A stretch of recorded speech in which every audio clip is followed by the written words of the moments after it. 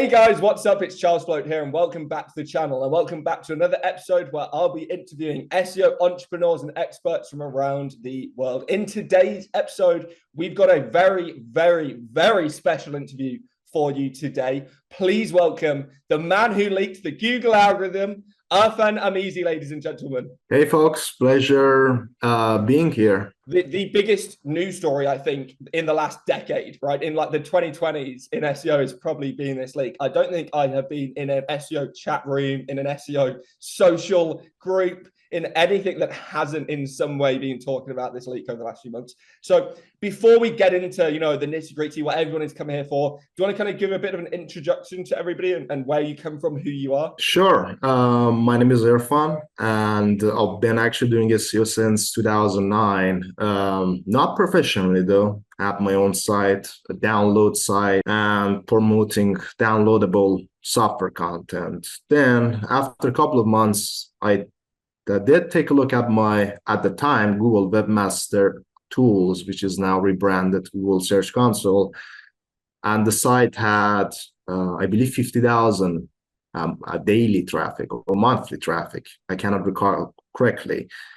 Then it really sparked my curiosity of how this stuff worked, and essentially I started researching. I took every single detail which I found valuable, starting from PageRank, which was patented in 98.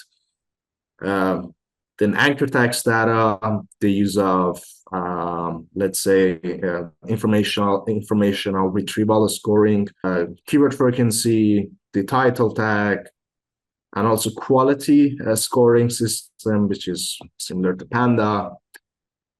And I essentially initially was a big fan of Google. It was actually my dream company to work with. And it was truly a great company back then. It was a very creative company which had initially, the search was great. It was working as it was intended. And in 2013, I got my first paid client. And ran an agency for until 2019.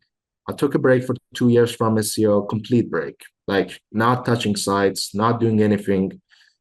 Then I came back to the game in 2020 and combined experience, we can say it's 14 years of SEO experience so far, and marketing experience as well. A lot of people don't know me, and that's by design, actually. That's by choice. I'm not a really big fan of the SEO community that we have right now because of both on the black hat side, also the white hat sides, which, they buy links and they shame on everyone who actually has a PBN. And at the same time, the link spam they do on publicly exposed gas boosting sites is as good, even worse than actual PBN. So actually by design, I was never involved in any SEO conferences or any webinars or any public, let's say, events at all. And I don't think in the future I'll be attending any of those, to be honest with you, unless we see actually a good culture change in our SEO industry, that people are actually supportive, helpful, and they work with each other to actually work as a scientist, not as, let's say, low testosterone business people shame each other and, they get angry, frustrated, and, all that. So that's pretty much it. And I've got known about Navboost maybe for 5 years already, but I didn't know the internal name until the leak came out from another source in 2019, I believe, which mentioned the word Navboost. Then I connected the dots. Then here we are with the biggest SEO news ever and the most significant valuable information about how Google search works from their own internal documentations. 100%. I think that you just covered a lot of points there that I want to try backtrack on a little bit. First of all, I completely agree with you. I first started out and I was a Google fanboy, just like you, right? I think when I first started out in SEO, it was about the time that Google Glass was coming out. And it like blew my mind that this was going to be, the future of the industry. I think everybody who first saw that was just completely blown away by this kind of wearable technology. Obviously, it didn't come to fruition, but at the time, I remember having these, crazy, emotional reactions and things that nowadays I feel has just been slowly eroded away by Google's actions and engineers and their company and the way that they've handled things and the way that a lot of the internet has moved towards as a result of Google's core actions, right? It feels like they are the company that has the most amount of influence on the internet. And as a direct result of the internet quality suffering, that is a lot of it is tied into Google's own actions being tied to that. So I do have a lot of original love for Google as a company when they first started. Their innovation, their technology, the difference that they made, even the acquisitions that they made very early on were very, very clever acquisitions. Like YouTube is probably the best acquisition any company has ever made in history, to be honest, at this stage. And I really do think that platform will continue to grow. And even if Google search dies, it's still YouTube, right?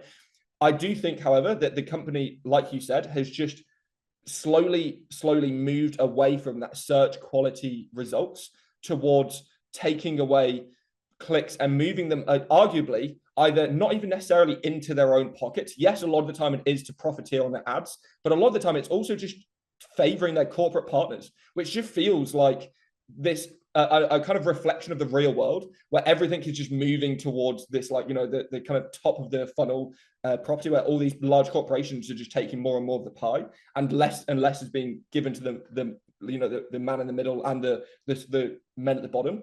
And I think that's a reflection of the real world in Google's atmosphere. And it's a horrible reflection, to be honest. So Google's engineers have said a lot of things a lot of the time.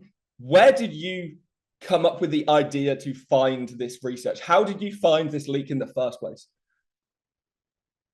So I was so I knew about Navboost.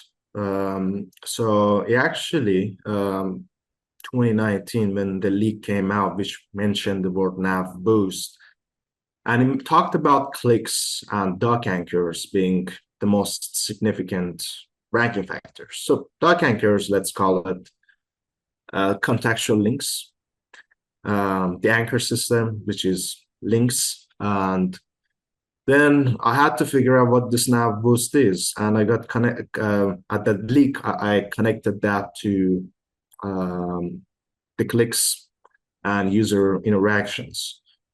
But at the time, Google was denying that they use any sort of click data in Google's search results. They were telling, all we do is if we use all of these things for personalization and testing and evaluation and all of that bullshit.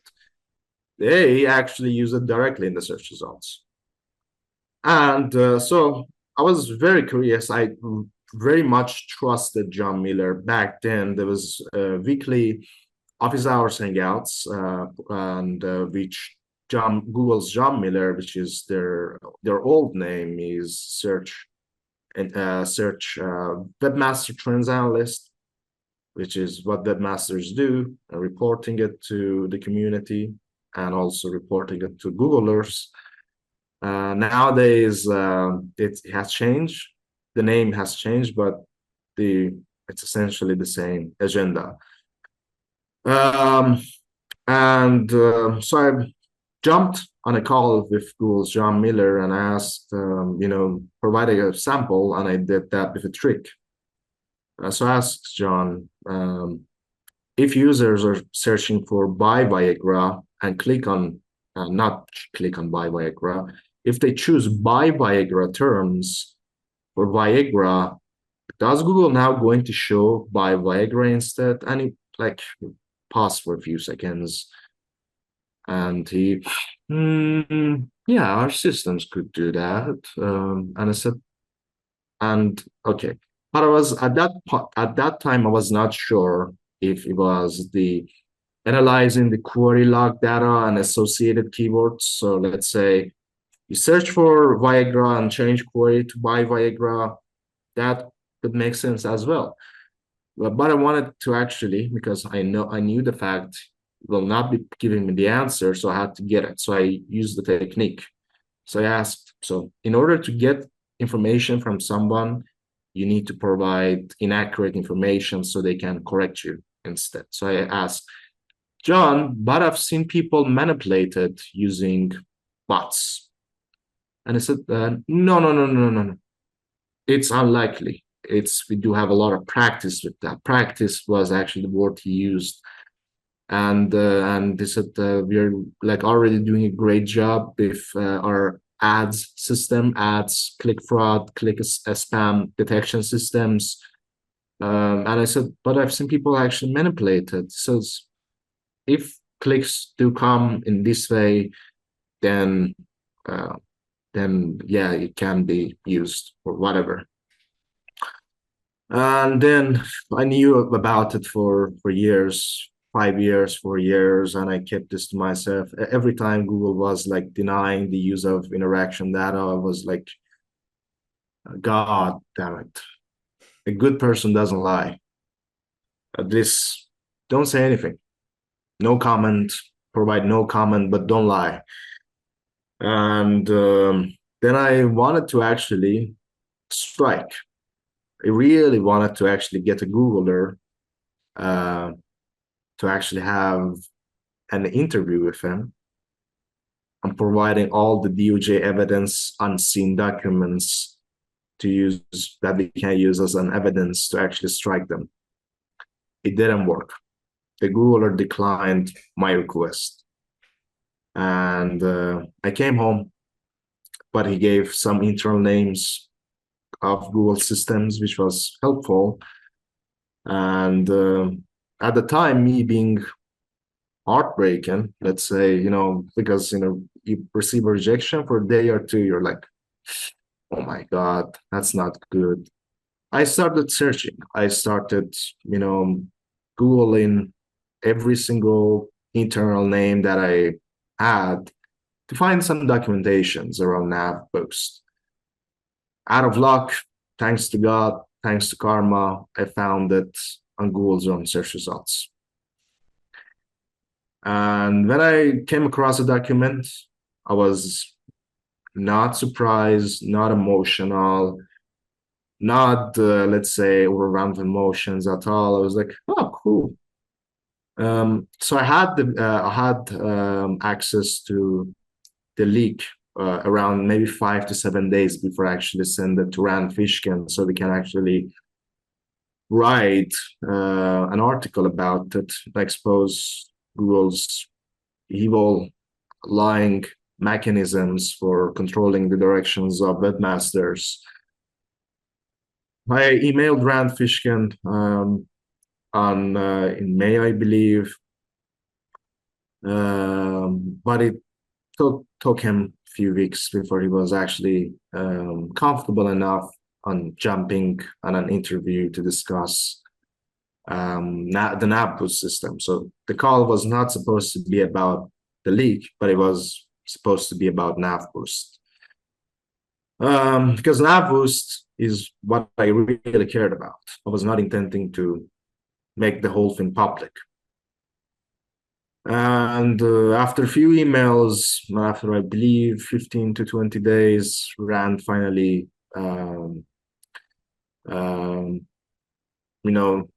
we actually jumped on the call, and the call started. Rand being very skeptical and very hesitant of it, but he did some due diligence and turned out to be a legitimate claim. And then there's this story, the biggest leak of, let's say, from any search engine so far with regards to the market share that they have. There is also Yandex leak, but who cares about Yandex, to be honest with you, in North American market. So as you just said about Google's engineers, right? John Mueller was hesitant in his initial reply. Do you think that anybody at Google has been 100% honest the entire time? Or do you think it's a case of they're being as honest as what they are told themselves? It's not that they have got access to all of this information, or is it that they are being told to say something else? Which do you obviously, I just want your opinion. We don't need to know if it's fact, but I was just wondering, do you think they're being told not to say X, Y, and Z? Or is it that this is what they believe because of what they're being shown in their own internal team? I believe they just they know about it to some extent, but they don't want the public to manipulate their search engines and their systems. And for example, in our call, John confirmed Navboost, the effect of Navboost. And I believe it just comes from a leadership point of view, which says SEOs did this with PageRank. Let's just not talk about the use of click data in the Google search rankings. Lying is not only moral, but if you get caught lying to the police or in a court of law, you did something illegal. And we take lying very seriously, both on the ethical terms and also on the legal terms. No man has the power to lie and get away from it. It just doesn't happen. And there was a leak, not a leak, a material from a couple of years ago, antitrust material, I believe, DOJ, which one Google engineer testified that they actually tell us not to talk about the use of click in search rankings. He said, I didn't get any quotes on that, why the reason might be, but he has speculated it may be actually related to not wanting SEOs to optimize for it artificially.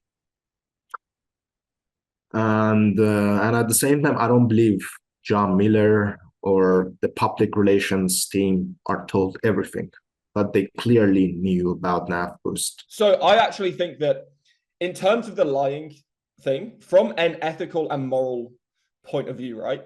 I think it's easier when you can put it down to the fact that you're like protecting your employer or you're protecting your corporation, right? And if anything, they're saying that it's not a human lying. I am a spokesperson for this entity and I am just regurgitating whatever this is saying. And this isn't a person, right? And so that's probably where I think their defense is coming from.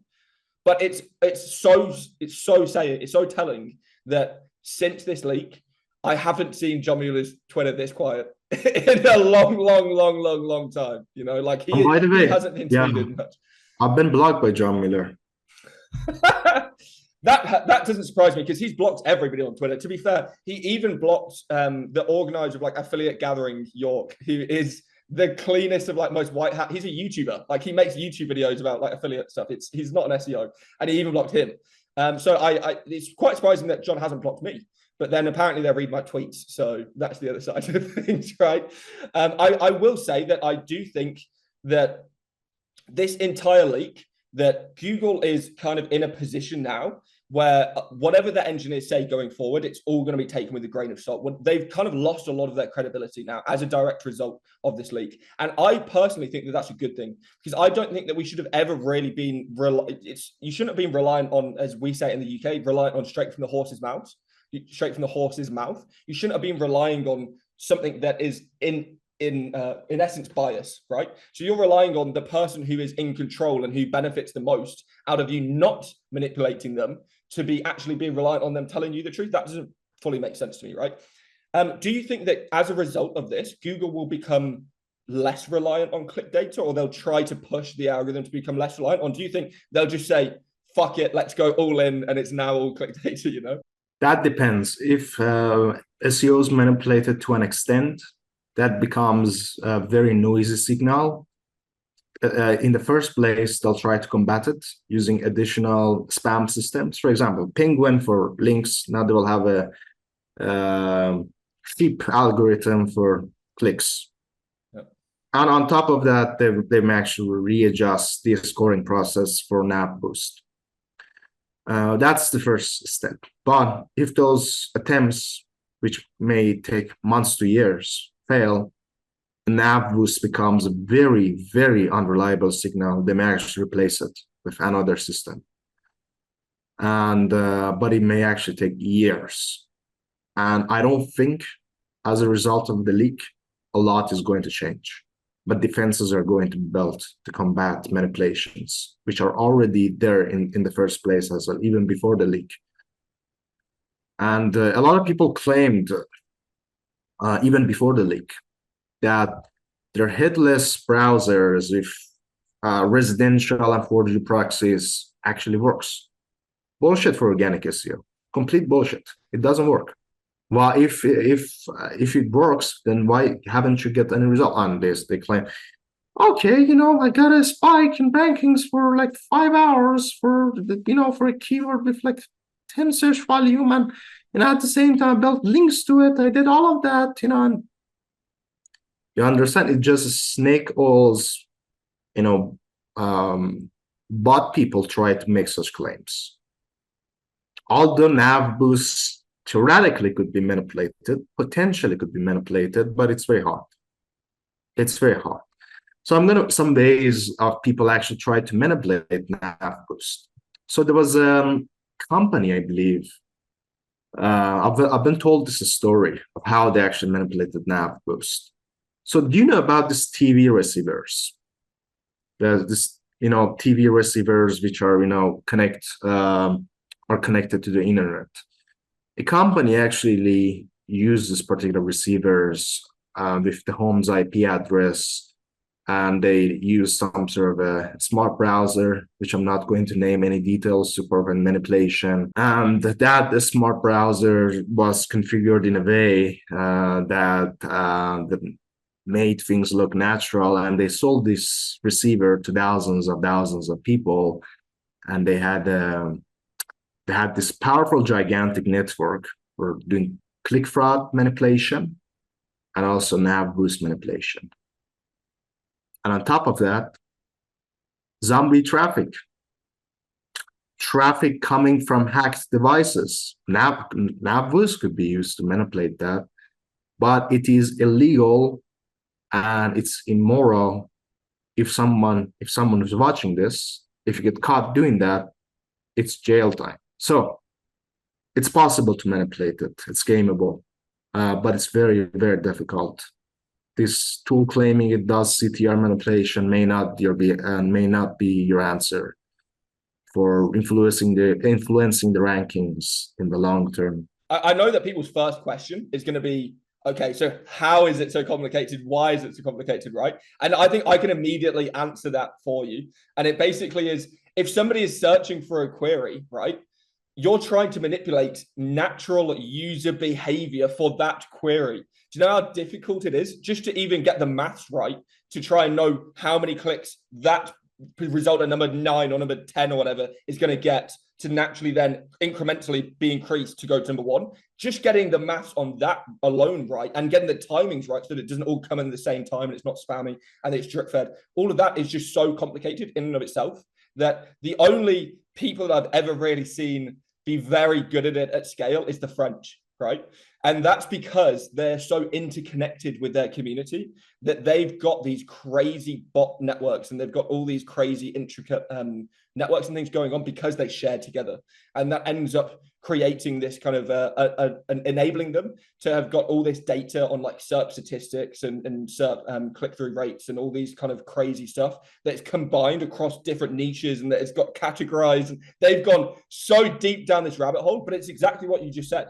Without their willingness to connect with each other and without that willingness to share and be open. And again, I think it's because they're French, right? They're inherently going to be that community, right? The French community very much so like being inside of their own community. They tend to not go kind of with outside of it, and they're more inherently trustworthy of each other, right? I think because they have that, that's why it succeeded so well. And I think it shows that it hasn't succeeded very well because that sense of community doesn't really happen in basically any other country or market or anything like that. And it's a bit of a shame, really. And I've always said that, yes, it shouldn't be white hat versus SEO. It should, or white hat versus black hat. It should be SEO versus Google, right? Like that's what the community should get back towards, the entire place, right? And I've said that for a long, long time. Yeah. And I can tell you about the European SEO community. They're very technical, very data-driven. We don't have that in the US. It's all fluff. It's just personal branding, who posts fancy case studies on Twitter for reshares. Yeah, But at big the shout end out of to the the day, Polish community as well, because I went to their yeah, conference Polish, recently. Oh man, yeah, the technical level there, like every other SEO is a like full stack developer. It was genuinely insane. Like it was so impressive. I was yes, big shout out to them. yes. Big shout out to them. Yeah, I mean, it's such a shame of the North American SEO community that we have. It's just not very diverse. At the same time, it's not very technically powerful. It just, it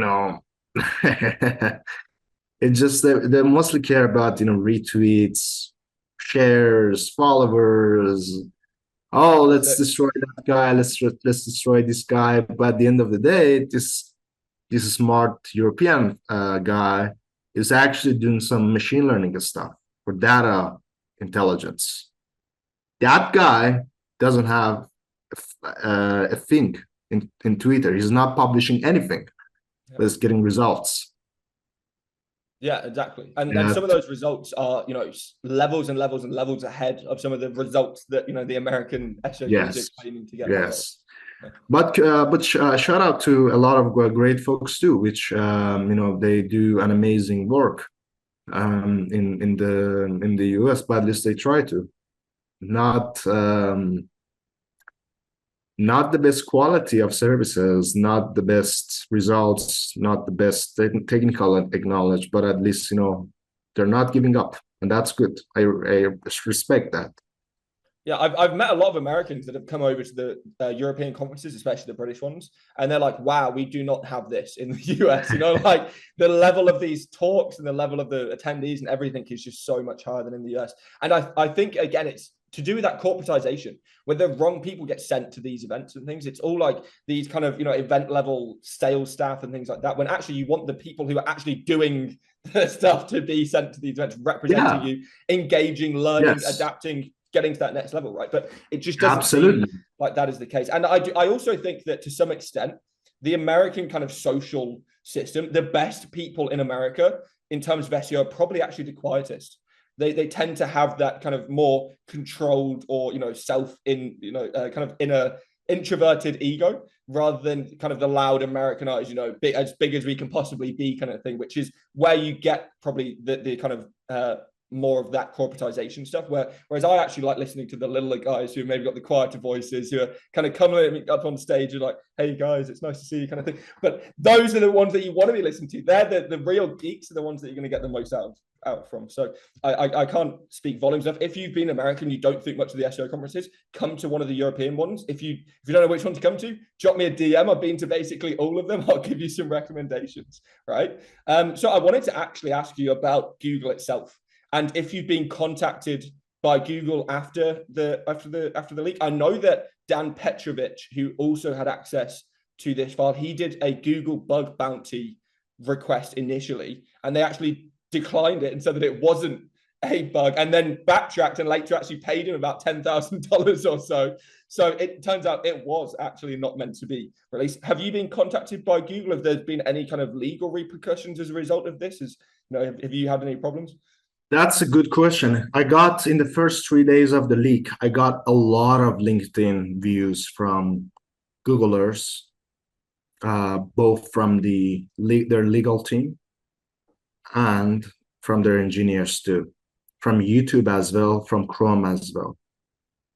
And in fact, I believe the head of finance in Chrome looked at my profile twice within one single day. Then I posted about, I'm sure you've seen it, the Google Come After Me video. Come after me, I'm not afraid of you. And I mentioned one name which looked at my profile during that time, a lawyer. She got me blocked. So essentially, if they're fighting, if the only weapon they have is for their combat is blocking, which is a very not any useful tool in a real world. Oh, I don't like you, I'm gonna block you. Essentially, if you block someone, that means you're afraid, or that means you don't like me, or you're disgusted by me, or you're really scared. Given the video was actually me telling them, come after me if you have anything on me, I would say it's we cannot do anything about you part, and we're afraid of you. I also think they shot themselves in the foot, right? Because of how they distributed it. They distributed it via patchy licensing, right? Which gives universal distribution rights like automatically. So like they kind of just massively. I think their legal team is going to be like, right, how are we distributing our content from now on, and even internally, because that licensing has screwed us massively just on the repercussion side of things. Because they literally gave you the license to go and publish it. You know what I mean? Like yeah. it's like literally, like it's actually insane. I don't want to keep you too long. I know that you're a busy guy. I know that you don't necessarily want to be too involved in the public space and in SEO and stuff. But for those people that do want to come and find you online and maybe have a bit more interaction, is there anywhere that people can find you online? Well, thankfully, I'm not on OnlyFans because my business is doing very good. But you can find me on LinkedIn or visit my agency side. I don't have any details on the agency side, just a website that I have, just have a website. I don't work on it at all. LinkedIn is the best way to get in touch. And also my personal side, just type my personal name at the keyword SEO. You'll find my site and also my agency site. These are the best ways to get in touch with me. If you let's do your plugs to your sites next. Yeah. I don't care. They can do anything they want. I'm not afraid. That's a perfect message to end on, to be honest. So I appreciate you coming on. I'll leave links in the description for your LinkedIn and your personal website so people can go visit it there as well. Thank you for coming once again. I'll see you guys in the next episode. Peace. Take care, guys. Bye-bye.